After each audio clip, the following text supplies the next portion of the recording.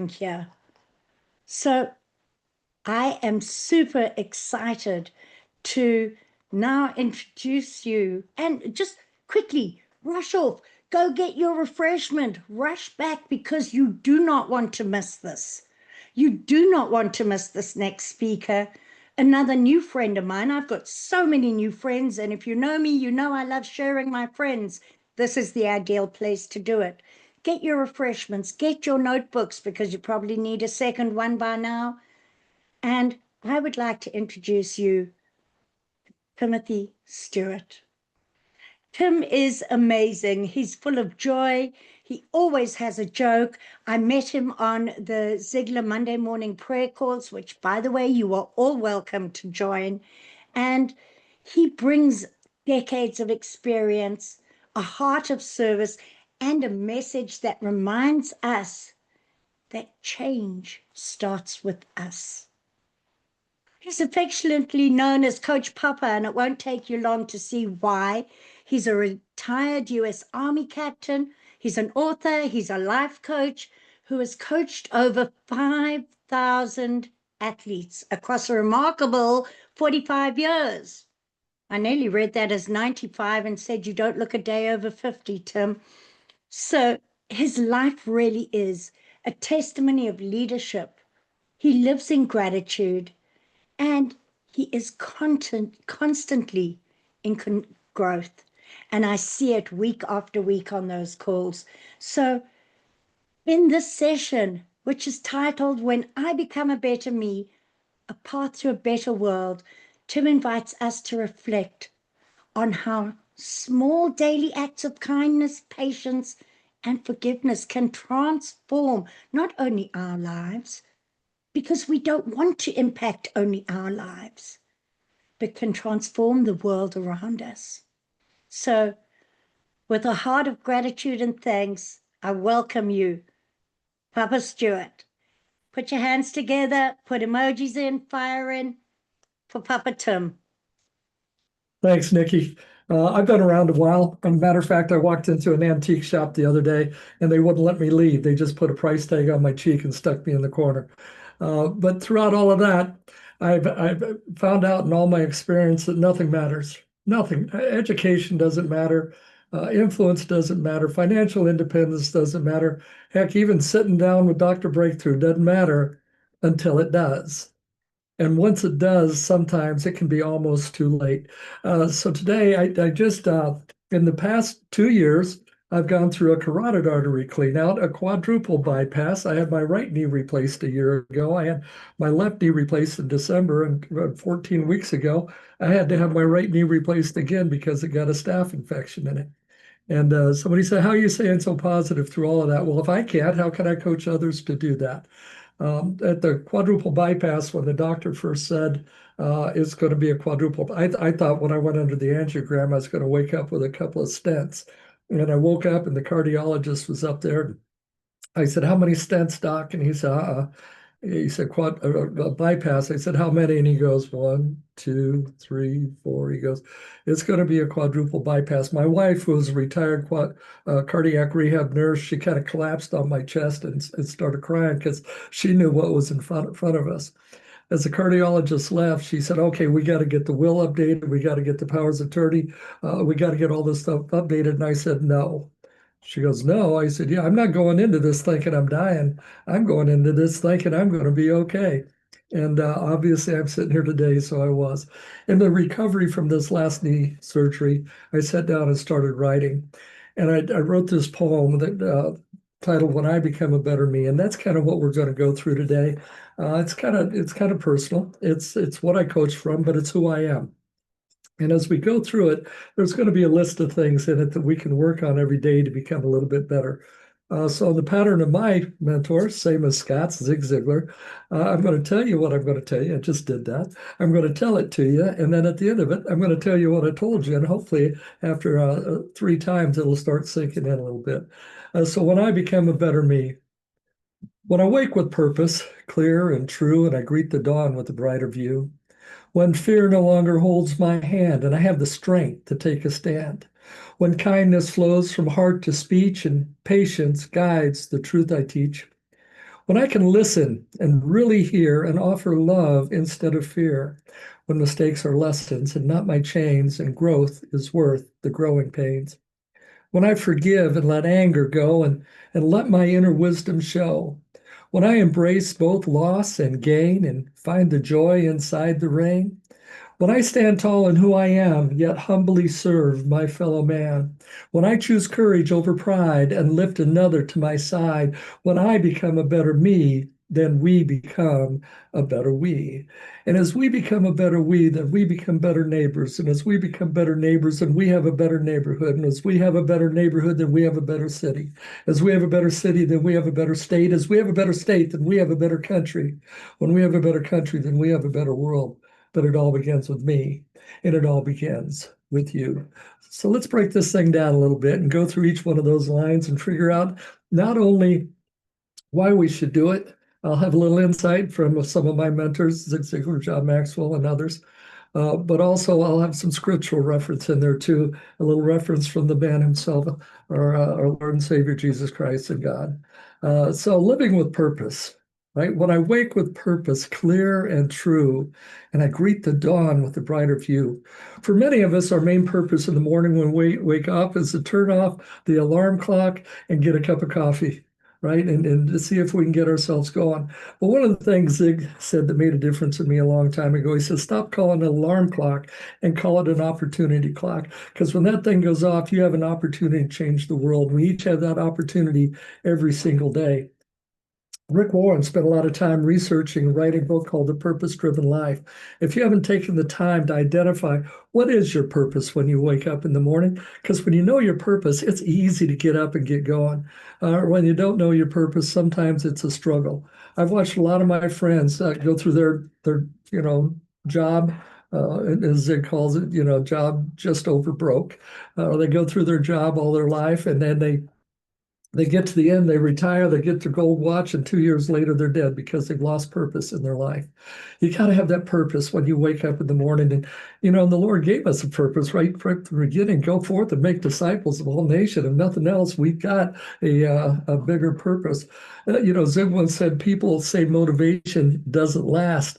And he went on to say, well, neither does bathing. That's why we recommend it daily, right? You got to get into the word every day. You got to get into the inspiration every day. In Psalm 118:24, it said, this is a day the Lord has made. Let us rejoice and be glad in it. Walking with purpose isn't about having a perfect plan. It's about having a willing heart. When you rise each morning with clarity and gratitude, even a cloudy sky can't dim your light.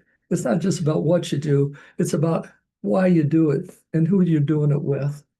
The second line, when fear no longer holds my hand, and Debbie, you did a great job of, addressing this. When fear no longer holds, I'm listening to your talk and I'm going, man, she's hitting a lot of my topics. So I'm just kind of reinforcing. This is actually the first time I've ever closed one of Debbie's shows. So I appreciate her and what she's doing.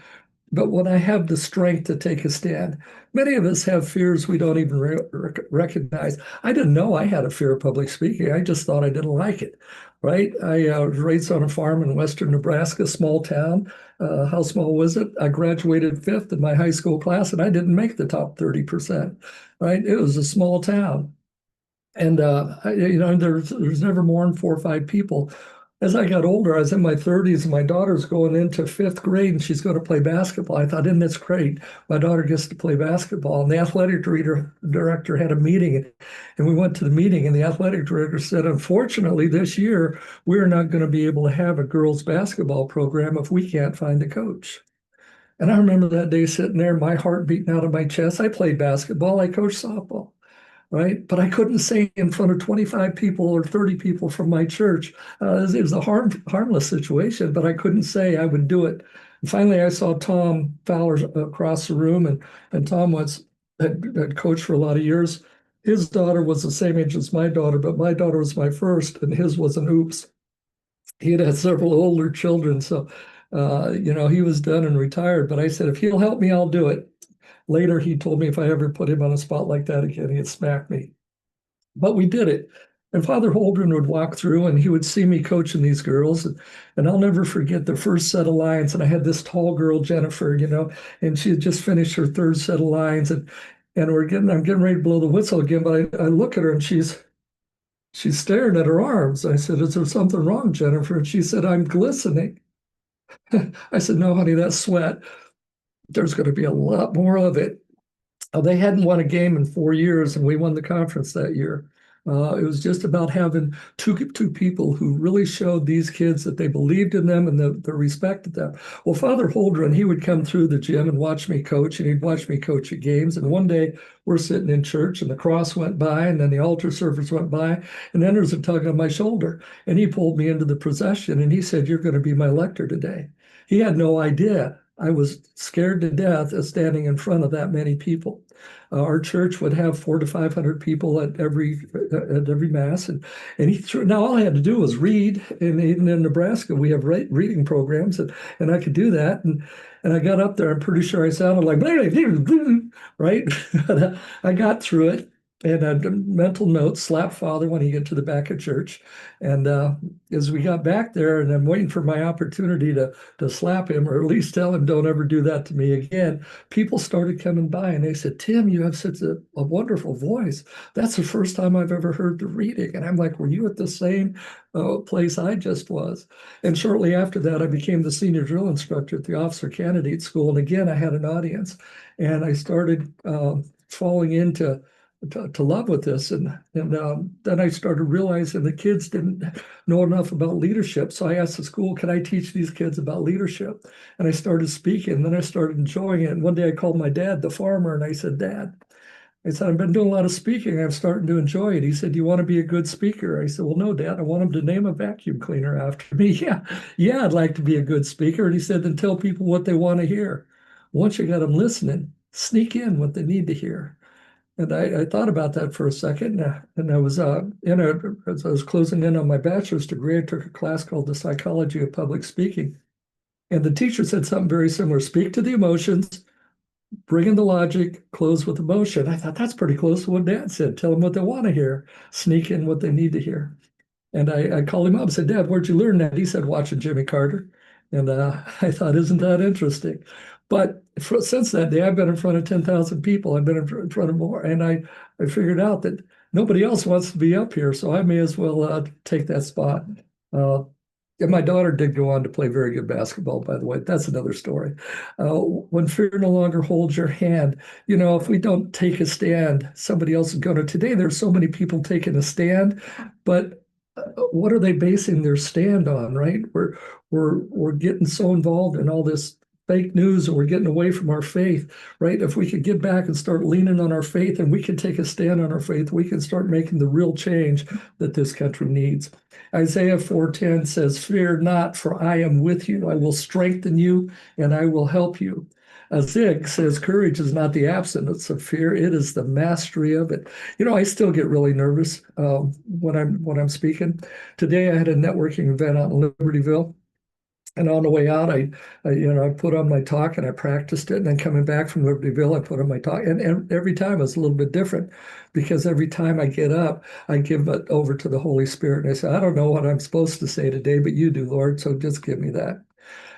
That third line: when kindness flows from heart to speech, and patience guides the truth I teach. Kindness is easy. Kindness is simple. Kindness is simple and easy until someone cuts you off in traffic. Kindness is simple and easy until someone gets right in your face. Kindness is simple and easy until your teenager's an hour late coming home from curfew, right? Kindness should not be the result of being in a good mood. It should be all the time. Zig says, "You never know when a moment and a few sincere words can have an impact on life."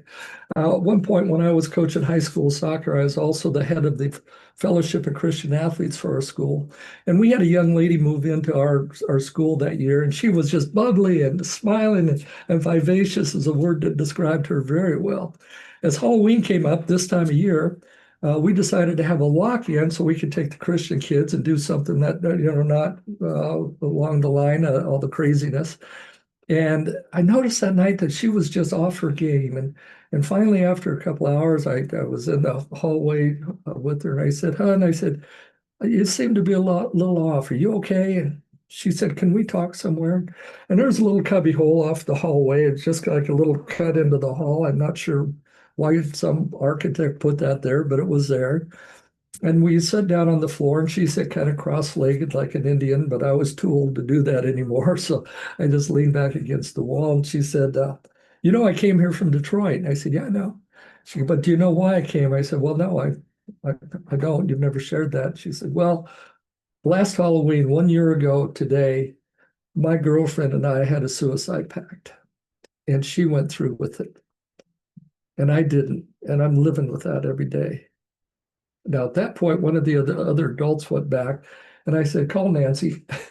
Nancy was our school counselor. I said, "This was kind of above my pay grade." But one of the things I noticed is God doesn't call the equipped, He equips those that He calls. Right? So he put me in the right place in the right moment to have the right words to get that girl down off of her issue. And when I talked to her later, that she was that night, the reason she was there was she was going to go through with it on the anniversary of the death of her friend. And had I not been there, had I not taken a moment to show a little bit of kindness, it's hard to say what would have happened. Proverbs 15:1 says, "A gentle answer turns away wrath." And in Galatians, "But the fruit of the Spirit is kindness and patience." Words can wound or heal. Becoming better means letting love filter what we say and how we say it. Teach with patience, not with pressure. Speak to uplift, not to impress. And section 4, listening with love. When I can listen and really hear and offer love instead of fear. I got the call to speak for the blood drive one day after at the end of Mass. So, I got up to the podium, and I shared a poem that I'd written as I went to, make the call for the blood drive. And it goes like this. It says, "Faith, hope, and love will last forever." It's news I heard from somewhere up above that faith, hope, and love will last forever. And the greatest of these three is love. Faith is believing without seeing, something your heart tells you is true. Faith is something shared by many, but your faith is special just for you. Hope is believing in your future, that God has something great for you in store, that in body you may be merely mortal, but with the Holy Spirit, you're much more.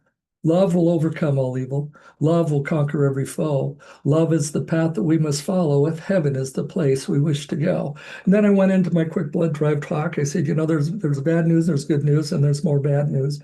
I said, the bad news is there's a great call for a need for blood in this country, especially in the state of Illinois right now. We need a lot of blood. I said, but there's good news that we have all the blood we need to meet all of the requirements for all of these people who need blood right now. The other bad news is that blood is still flowing through your veins.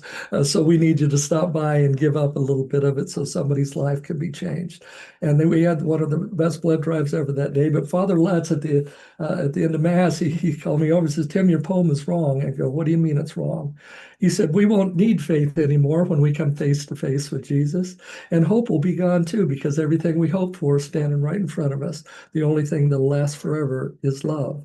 I thought, isn't that interesting? If we could learn to lead with love in all that we do, regardless of what the other person is doing, because there's a lot of lack of love out there. I don't know if you watch the news at all or if you see things or all these goofy shootings and stuff going on, but it's going to be up to us to make a difference.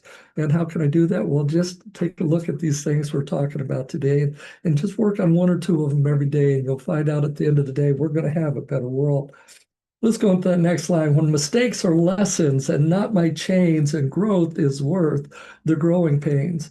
It's one of my favorite lines about personal growth. And this happens almost every week at the Ziegler Monday morning devotional call. Brian Flanagan at the end of the call says the same thing, and Nikki will back me on this. He said, "Let's go out and be Christians, and let's do it a little bit better today than we did yesterday."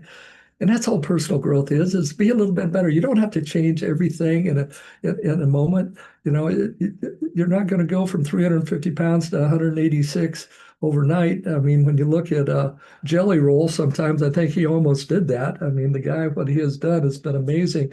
And to take a look at where his life went and to see him in the Christian music world right now, what a blessing. That guy is changing lives at a mile a minute. I want to do a little bit better than we did today. Now, I know some of you can see me, some of you can't, but can you take a circle like that with your thumb and forefinger? Everyone do that. I can see most of you. And take that circle now and put it on your chin, if you would, please. Okay. Debbie, I'm going to pick on you. Why'd you put it up there on your cheek? I clearly said chin. I clearly asked you to put it on your chin. I mean, I'm a professional speaker. They pay me to talk, but y'all aren't listening, it appears. But the truth is, we follow the actions that are set for us, not the words that are said to us. And when we can learn that our actions matter, our children are watching. How many times has your little child slipped out with a four-letter word and it wasn't work, right? And where did they learn that from? Well, they learn it from watching us. They learn everything from watching us. You know, tomorrow is all about what did we accomplish today? And how can we carry that forward in tomorrow? And how can we be a little bit Zig says failure is a detour. It's not a dead end street, but sometimes we feel our failures have defined us, but really they refine us. In Romans 8:28, it says, all things work together for good. But mistakes don't define you, they refine you. Growth hurts because we're stretching our boundaries and the limitations. That little pain, that's progress. Let's keep moving on so I can get this done before my time runs out. When I forgive and let anger go and let my inner wisdom show, forgiveness is not about the other person. Heck, if they've done something to you, that's in their nature. It's not on them. But if you're going to carry that hurt around, that's on you. Forgive them, let them go, let them be who they are, and you let that go because otherwise you're carrying this around on your shoulders. But there's a person that you need to forgive that you might not have even thought about, and that's yourself. We've made mistakes in life. Have you let them go? Have you learned to forgive yourself? Have you learned to move on from your mistakes? Because until we can't achieve the success that we need to get. Now, I have figured out that every human being is programmed for success at the very same exact moment in life. Everyone on this call, everyone that we know, every single human being is programmed for success at the exact same moment in time. And that happens during potty training. And let me tell you why. You must have a specific target to hit. You must have a mentor coach who's going to help you hit that target, but it's not going to do it for you. You must be consistent in your efforts. You must learn to celebrate success, and you kind of got to let failure just roll on down your leg and get over it. Now, target's not a problem. We've been setting goals since we were in second and third grade. That mentor coach, it's kind of like getting arrested, where they say, if you cannot afford an attorney, one will be provided for you. If you cannot afford a coach, one will be provided for you. It's your mother, your brother, your wife, your husband, your children, your parents, your nosy neighbor Phil. Everybody's willing to tell you what you need to do to be successful. But the truth is, you have to align yourself with the right person. The first person to align yourself with is Jesus, right? Get into Proverbs. You want to know, the best business book in the world, get into Proverbs and find out how to make your business successful. Ephesians 4:31-32 says, let all bitterness be put away. Be kind and compassionate, forgiving one another, but I add in, forgive yourself. Now, moving on, when I embrace both loss and gain and find the joy inside the rain, you know, sometimes I go, well, why would God let that happen? God never said there weren't going to be hard times, but he said he was going to be there. When a young Cherokee boy is going through his rite of manhood, he has to go out into the forest at night. His father takes him out and he sits him on a stump, right? And he puts a blindfold on him, and that boy's got to sit there on that stump all night long until he feels the ray of the sun on his voice. He has to survive through all the craziness and the scariness of the night.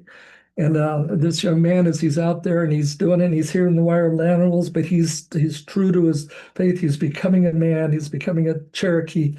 And when he finally feels the ray on the sun on the face, he takes his blindfold off and realizes his father had been sitting there the whole time. You see, God is sitting there the whole time, and he's sitting there to carry us through our troubles. He's sitting there to carry us through. He's not going to just magically make them go away. but the joy is in the Lord. Happiness is opening the present you want on Christmas morning, but joy is knowing that the Lord will be there through all of it. James 1:2 said it, count it all as joy when you face trials. Joy doesn't mean you're happy all the time. It's mean that you're rooted so deep in your faith that enough to smile even through the storm, but it's not about surviving the storm. It's learning to dance in the rain. When I stand tall in who I am, yet humbly serve my fellow man. You know, that humbly part is hard for all of us, especially if we've had any level of success. Success has a tendency to get us kind of crazy sometimes. We start thinking we're successful and we start thinking it's all us and we forget the reason of our success. You know, Mac Davis said in the song, "Oh Lord, it's hard to be humble when you're perfect in every way." Well, the only one who's perfect was Jesus, but we're asked to be as close like him as we can. And in that vein, you know, I quite often ask how many commandments are there, and you know, I'll hear 10, and but the truth is, in the Jewish faith, before the Ten Commandments, there were 613. And the God said, okay, these humans aren't all that bright. Let's simple it down to 10, right? And he took Moses up on a mountain and gave him the tablets, and we know the rest of the story. But then when he was meeting with the Pharisees and the Sadducees, he said, what is the greatest commandment? He said, love your Lord before all else and love your neighbor as yourself. He gave him two. So from 10 to 2, we follow those two commandments. We don't break any of the rest of them. But on the day he was taken up, he brought that down to one with a caveat. That one was, he said, love your neighbor as I have loved you. And the caveat means we have to study him to know how he loved us before we know how to love our neighbor. We have to spend time learning more about him than we can. Remember those little bracelets? You know, they said WWJD on them, right? What would Jesus do? What would Jesus do? What would Jesus do if he was you? What would Jesus think? What would Jesus say? What would Jesus do if he was here today? Well, take time and think about that. In his book, In His Steps by Charles Sheldon, it was written in 1896. It was a story of a congregation that said, before we make any decision, we're going to ask that question. That's where these letters came from. What would Jesus do? It found its revival in the 80s and 90s, but it actually comes from Charles Sheldon in 1896. And was it life easy for them? No, it was hard for them, but they got through it. Now, in that final two lines, when I choose courage over pride and lift another to my side, pride says, I am the king of the hill. I've taken the top and nobody's going to take it from me. But courage says, you know what? I need you up here and I need you up here. Let's all get on top of this hill together, right? Courage says, I don't have to be the only one. Now, I've had, you know, some success in my life. I've been a company commander. I've been a plant manager. I've been a varsity coach at the high school, middle school, and a lot of work at the collegiate level. And I always had a staff of people, and I could create and give them things, and they'd go out and we'd make great things happen, and we all work together. When I became an entrepreneur, I had a staff of 3, me, myself, and I. What I found out was those other guys weren't listening very well. But when I started lifting them all to my side, when I could get them all in balance, all of a sudden everything started working. When I choose courage over pride and lift another to my side, when I become a better me, then we become a better we. Zig says, you are the only person on earth who can use your gifts and abilities. Are you using your gifts and abilities to the level that God designed them for you? Or have you let life get in the way? Right. The other night I did a talk at our church in faith formation, and the talk was about encouraging the parents to encourage their children to live and use their gifts. But that was a question I had to those parents. Are you using the gifts you had as a child? Because if you're not using them, how can you expect your children to do it? In 1 Corinthians 12:27, now you are the body of Christ, and each of us is a part of it. You know, the body is made up of so many different parts, and they all work together in unison to give us the ability to go out and change the world. So in closing, this isn't just a poem, it's a promise that each step you take to become a better version of yourself transforms the world around you.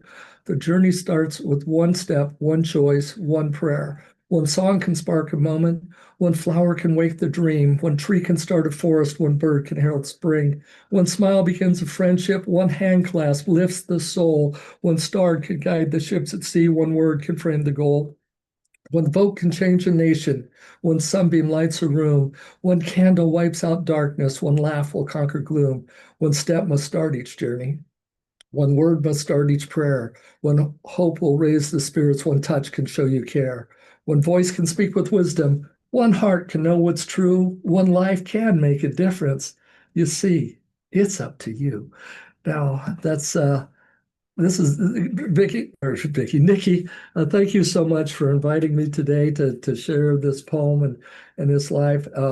For all of you, there's a book for everybody. It's called Hack Your Habits in 30 Minutes or Not. It's not 21 days. It's not 40. John Kennedy, the creator of Combat Brain Training, and myself have put a book out that we can change any habit within 30 minutes. So you've got that downloadable for you.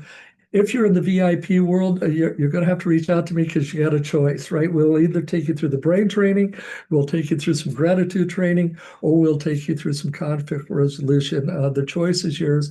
Anyway, one of them, will work for about $150 an hour. So if you're in VIP, you'll have to reach out to me. Our contact information is available to all of you. So reach out. Love to sit down with you and see if I can make a difference in your life. My name is Tim Stewart. They call me Coach Papa, and I do approve this message. Wow, Tim, so much information put into so little time, and I so appreciate you. He really Well, is a Papa coach, isn't he?